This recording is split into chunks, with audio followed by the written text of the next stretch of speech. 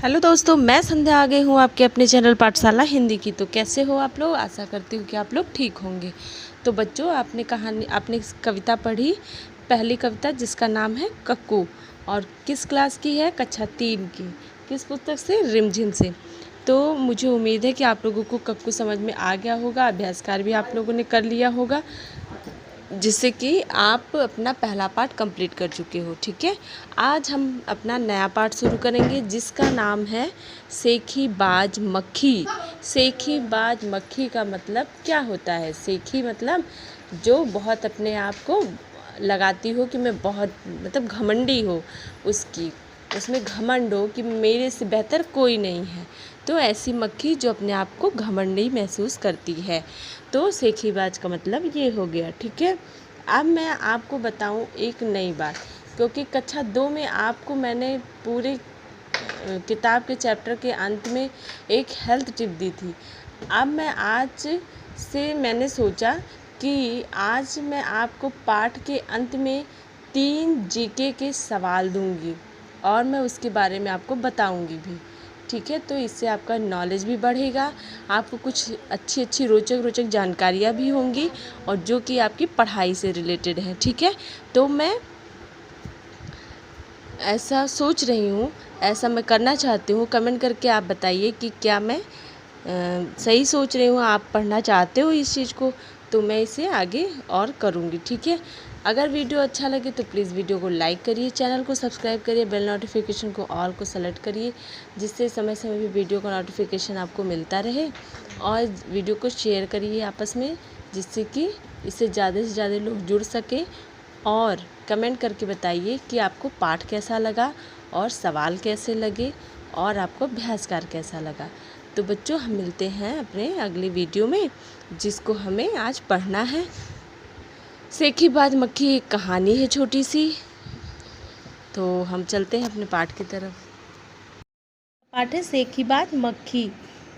तो ये एक छोटी सी लघु कथा है, कहानी है, जो मैं आपको पढ़ के सुनाऊंगी और समझाऊंगी। उम्मीद है आप इसको समझोगे। ठीक है, तो आज शुरू करते हैं। ठीक, एक था जंगल। उस जंगल में एक शेर भोजन करके आराम कर रहा था। इतने में एक मक्खी उड़ती उड़ती वहां आ पहुंची। शेर ने 2-3 दिनों से स्नान नहीं किया था। एक जंगल था, उसमें एक शेर जो है अपना भोजन पानी करने के बाद वो बड़े आराम से सो रहा था।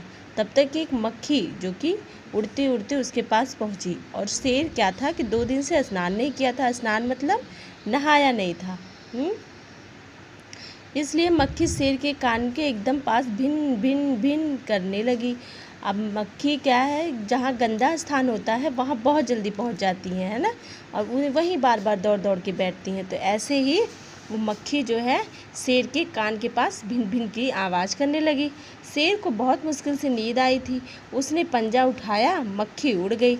अब क्या, मक्खी तुरंत बैठती तुरंत उड़ती, उसे कौन मार सकता है? तो शेर को बुरा लग रहा था, उसके कान में भिन्न भिन्न कर रही थी। तो उसने अपने पंजे को उठाया और मक्खी को भगा दिया। लेकिन फिर से शेर के कान के पास भिन भिन शुरू हो गई। भगा तो दिया लेकिन वो भगी नहीं, और वो फिर से वहाँ पे आकर के भिन भिन की आवाज़ करने लगी। अब शेर को गुस्सा आया। शेर को गुस्सा यानी बहुत तेज से क्रोध आया। वह दहाड़ा, कुत्ते से चिल्लाया, अरे मक्खी दूर हट जा, वरना तुझे अभी जान से मार डालूंगा। तो कहता है कि अरे मक्खी, तू हट जा यहाँ से, नहीं तो मैं तुम्हें अभी जान से मार दूंगा। मक्खी ने धीरे से कहा, छी छी छी, जंगल के राजा के मुंह से ऐसी भाषा कहीं शोभा देती है? तो वो कहती है कि मक्खी, छी छी, अरे छी छी, जंगल का ऐसा राजा है इतना, और इसके मुंह से ये बातें शोभा देती हैं? शोभा देती मतलब ऐसा इसको कहना चाहिए। अब क्या था, शेर का गुस्सा बढ़ गया। उसने कहा, एक तो मुझे सोने नहीं देती, ऊपर से मेरे सामने जवाब देती है, चुप हो जा वरना अभी। अब शेर को गुस्सा आ गया। उसने कहा, एक तो मुझे सोने नहीं देती हो और ऊपर से मेरे सवालों का जवाब देती हो, चुप हो जाओ वरना मैं अभी तुम्हें मार ही डालूंगा। मक्खी बोली, वरना क्या कर लोगे? मैं क्या तुमसे डर जाऊंगी? मैं तो तुमसे भी लड़ जाऊंगी, हिम्मत हो तो आ जाओ। अब उसने शेर को चुनौती दे दी कि मैं क्या तुमसे डरती हूँ? अब मैं तुमसे भी लड़ सकती हूँ, आओ, अगर हिम्मत है तुम्हारे में। हिम्मत मतलब अगर तुम ऐसा कर सकते हो तो मेरे पास आओ। फिर क्या था, शेर आग बबूला हो उठा, उसने कान के पास पंजा मारा। मक्खी तो उड़ गई पर कान जरा छिल गया। अब क्या था? मक्खी तो उसको चैलेंज कर दी शेर को। अब वो जा कर के उसके कान पे बैठी, तो वो कान से पंजा मारा कि मैं मक्खी को मार दूं। तो मक्खी तो उड़ गई, लेकिन उसका पंजे से उसका कान जो है छिल गया। मक्खी उड़कर शेर की नाक पर बैठी, तो उसे मक्खी को फिर पंजा मारा, तो मक्खी फिर उड़ गई। अब की बार उसकी नाक छिल गई, उसके नाक को चोट लग गई।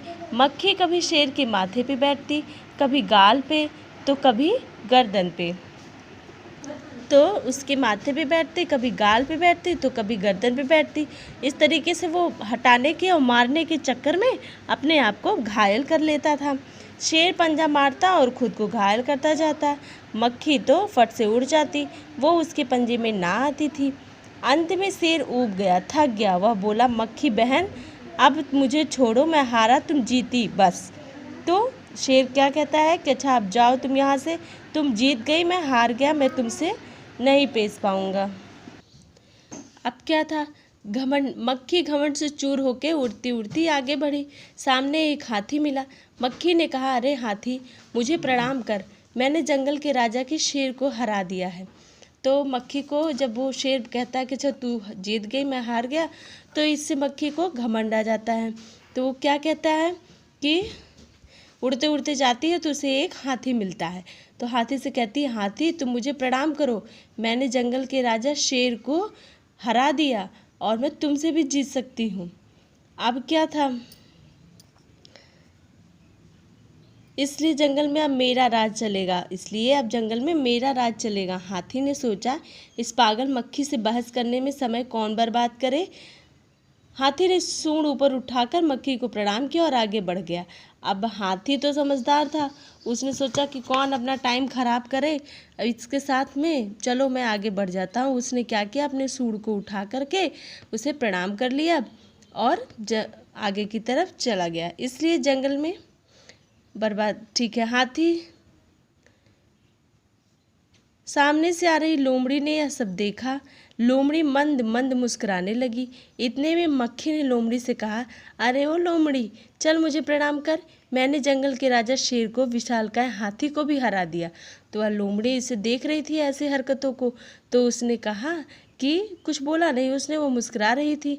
तो लोमड़ी से मक्खी ने कहा कि अरे ओ लोमड़ी, चलो मुझे प्रणाम करो, मैंने जंगल के राजा और हाथी दोनों को हरा दिया। तो आपने इस पाठ में कुछ नया देखा। आपने इस पाठ कहानी में सबसे बढ़िया होता है तुक। अगर आप तुक के हिसाब से पढ़ोगे तो आपकी कहानी आपको ज़्यादा अच्छे से समझ में आएगी। जहाँ पूर्ण विराम होगा वहाँ रुकना चाहिए, जहाँ कॉमा है इसका मतलब आगे भी और कुछ है ना। तो इन सब चीज़ों को देखना चाहिए, तभी कहानी और कविता में फ़र्क पता चलेगा।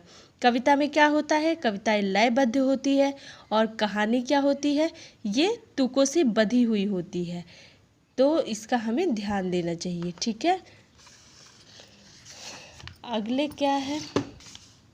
लोमड़ी ने उसे प्रणाम किया, फिर धीरे से बोली, धन्य हो मक्खी रानी, धन्य हो, धन्य है आपका जीवन और धन्य है आपके माता पिता। तो लोमड़ी क्या होती है आपको पता है? लोमड़ी सबसे चालाक जानवरों में होती है, वो बहुत ही चालाक होती है। तो वो क्या करती है, मक्खी को प्रणाम करती है और कहती है, आप भी धन्य हैं, मतलब आप भी बहुत अच्छी हैं, आपके माता पिता भी बहुत अच्छे हैं, और जो है सब कुछ बहुत अच्छा है, आप बहुत महान हैं। तो उसके बाद क्या होता है, कहती है लोमड़ी कि लेकिन मक्खी रानी, इधर उधर मकड़ी दिखाई दे रही है ना, वह आपको गाली दे रही हैं, ज़रा खबर लो ना। तो लोमड़ी अपनी बुद्धिमानी का प्रयोग करती है और वो कहती है कि देखो मक्खी, ये जो मकड़ियाँ हैं इधर उधर, ये सब तुमको गाली दे रही हैं, चल इनकी खबर लो। यह सुनकर मक्खी गुस्से से लाल हो उठी। लाल मतलब बहुत तेज़ से गुस्सा हो गई। मक्खी बोली, उस मकड़ी को तो मैं चुटकी बजाते ख़त्म कर दूंगी। यह कहते हुए मक्खी मकड़ी की तरफ झपटी और मकड़ी के जाले में फंस गई। अब मकड़ी का जाला, जो मकड़ी तो हमेशा जाला बुनती रहती है ना, तो क्या होता है कि जाती है मारने कि मैं तो सबसे जीत गई, मैं इससे भी जीत जाऊंगी, तो जाकर के उसके जाल में फंस जाती है। मक्खी जाले से छूटने की जो जो कोशिश करती है त्यों तो वह अधिक फंसती जाती है, तो वो निकल नहीं पाती है। अंत में वह थक गई, हार गई और यह देखकर लोमड़ी मंद मंद मुस्कुराती वहाँ से चली गई। इसके आगे क्या हुआ होगा? अंत में वह मरी गई होगी, जो उसकी घमंड थे वो सब खत्म हो गए। तो कहानी कितनी अच्छी थी, कितनी अच्छी सीख दी। इसमें सीख क्या मिली आपको? कि हमें घमंड नहीं करना चाहिए, सबका अपना अपना जगह है, सबकी अपनी अपनी अस्तित्व है, हमें किसी से बैर या द्वेष करके नहीं रहना चाहिए। तो अब हम चलते हैं अपनी कहानी की पाठ के। कैसी लगी कहानी? कक्षा में साथियों के साथ बातचीत करो। तो हमारा पहला सवाल है, तुम्हें कहानी में कौन सबसे अच्छा लगा और क्यों? तो हमें तो कहानी में सबसे अच्छी लोमड़ी की चतुराई लगी, क्योंकि लोमड़ी ने उसे उसकी जगह बता दी कि वह कैसी है और क्या कर सकती है। नंबर 2, मक्खी मकड़ी के जाल में फंस गई थी, फिर क्या हुआ होगा? कहानी आगे बढ़ाओ। फंस करके वह निकल तो पाई नहीं, वह थक करके उसमें मर गई होगी और उसके जो घमंड थे वो चूर चूर हो गया होगा। कहानी का नाम। कहानी का नाम, अगर कहानी का नाम मक्खी को ध्यान में ना रखकर लोमड़ी और शेर को ध्यान में रखकर लिया जाता तो उसके क्या क्या नाम हो सकते थे? तो उस जैसे पाठ का नाम है शेखीबाज मक्खी, तो अगर शेर और लोमड़ी को ध्यान में रख के किया होता या शेर और मक्खी को करके, तो हम उसका नाम रख देते शेर और मक्खी, और मूर्ख शेर है, इस तरीके के नाम रख देते। अब तुम कहानी के लिए एक और नया शीर्षक सोचो। यह शीर्षक कहानी के किसी पात्र पे नहीं होना चाहिए, कहानी की किसी घटना के बारे में शीर्षक हो सकता है। तो जैसे पूरी कहानी में क्या पता चला? घमंड ही पता चला, तो हम घमंड के ऊपर ही कोई शीर्षक दे देते हैं, उसका शीर्षक का नाम है घमंड का नतीजा। तो ये हमारा नया पाठ का शीर्षक हो सकता है। शीर्षक मतलब क्या होता है कि हम उस पाठ को नया नाम दे और उस नाम से ही पता चले कि इसके अंतर्गत क्या है। ठीक है। शेर की जगह तुम। मक्खी ने जब शेर को जगाया तो वह आग बबूला हो गया। तुम्हें जब कोई गहरी नींद से जगाता है तो तुम क्या करते हो? तो हमें जब सोना रहता है तो हम अपनी माँ से बोल के सोते हैं कि माँ अभी हमको सोना है, हमें थोड़ी देर बाद जगाओ। ठीक है, तो इससे हम डिस्टर्ब भी नहीं होते हैं और हम आग बबूला भी नहीं होते हैं। मक्खी उड़ाते उड़ाते शेर उब गया था। तुम क्या क्या करते उब जाते हो? तो हम कोई भी काम अगर बार बार करेंगे तो हम जाहिर सी बात है कि हम बहुत ऊब जाते हैं। ठीक है, जैसे अब हम हमेशा कोई कहे टीवी देखो टीवी देखो, तो आप हमेशा तो टीवी देख नहीं सकते हो, कभी कभी टीवी देखोगे, जब कार्टून आएगा तब देखोगे, है ना। लेकिन कोई भी काम का अगर आप बराबर करते रहोगे तो आप जल्दी ऊब जाओगे। जैसे टीवी हुआ, स्कूल हुआ, खेल हुआ, पढ़ना हुआ, इन सब चीज़ों को बार बार करने से आप ऊब जाओगे। मान लो तुम शेर हो, मक्खी ने तुम्हारे साथ जो कुछ भी किया वह लोमड़ी को बताओ। तो शेर के साथ मक्खी ने क्या किया? पहले उसके सर पे बैठी तो सर खरोच लिया, नाक पे बैठी नाक काट लिया, फिर कान पे बैठी कान काट लिया। तो इस तरीके से हम लोमड़ी को यही बताते कि यह मक्खी जो है मुझे बार बार परेशान कर रही थी, मेरे शरीर के अंगों पे बैठ रही थी, मैं बार बार उसे भगाने के चक्कर में अपने शरीर को खरोच मान ले रहा था। तो अब तुम्हें कुछ कर सकती हो, क्योंकि तुम सबसे होशियार प्राणी हो, तो तुम मेरी सहायता करो। तो इस तरीके से हम अपनी कहानी को इस तरीके से लोमड़ी को बताते। ठीक है, तो हमारा ये पाठ हो गया। अब हमारे इस पाठ में और भी अभ्यास कार्य हैं जो कि हमें करने हैं, तो हम इसको करेंगे अपने अगले वीडियो में, क्योंकि पाठ बहुत लंबा है और इसमें अभ्यास कार्य भी बहुत अधिक है। तो हम इसको 2 पार्ट में करेंगे जिससे आपको समझ में आ जाए।